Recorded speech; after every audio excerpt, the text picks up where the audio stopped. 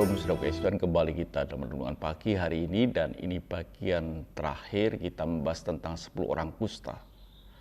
Kemarin kita telah membahas bahwa orang Samaria ini datang pada Yesus, dan Yesus sedang menunggu bukan orang Samaria saja, tapi orang-orang yang telah disembuhkan oleh Yesus. Saudara kasih Tuhan, apa yang kita bisa pelajari di bagian terakhir? Dikatakan saudara kasih Tuhan di dalam Lukas 17 ayat yang ke-19. Lalu ia berkata kepada orang itu, berdirilah dan pergilah, imanmu telah menyelamatkan engkau.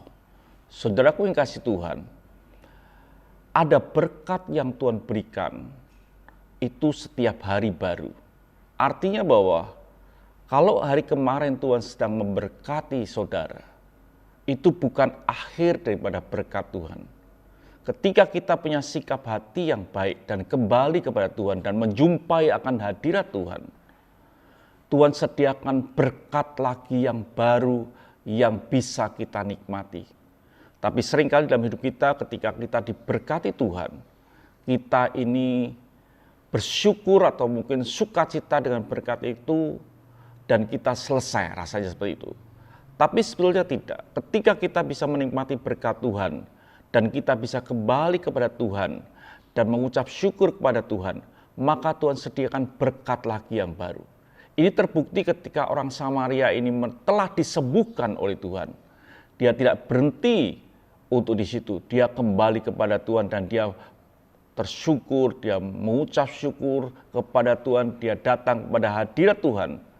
Dan Tuhan sediakan berkat spesial lagi untuk orang Samaria itu. Sehingga dia berkata bahwa, lalu ia berkata kepada orang itu, berdiri dan pergilah, imanmu telah menyelamatkan.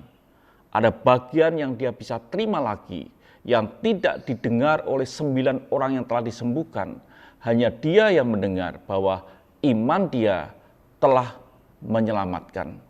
Artinya bahwa dia menerima sesuatu yang total, dia menerima sesuatu yang lebih, dia menerima sesuatu yang sempurna yang Tuhan sediakan dalam hidup kita.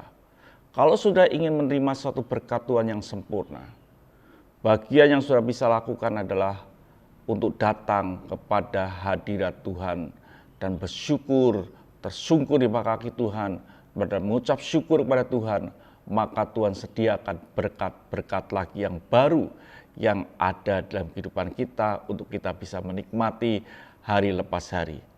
Biarlah hidup kita adalah hidup yang bisa menerima berkat Tuhan yang selalu baru.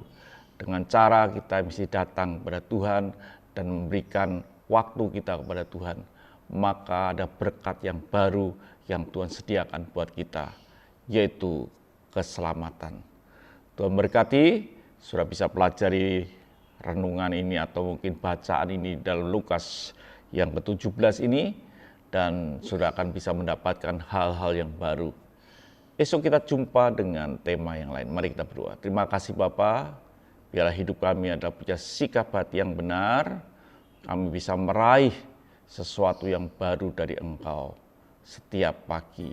Haleluya. Amin.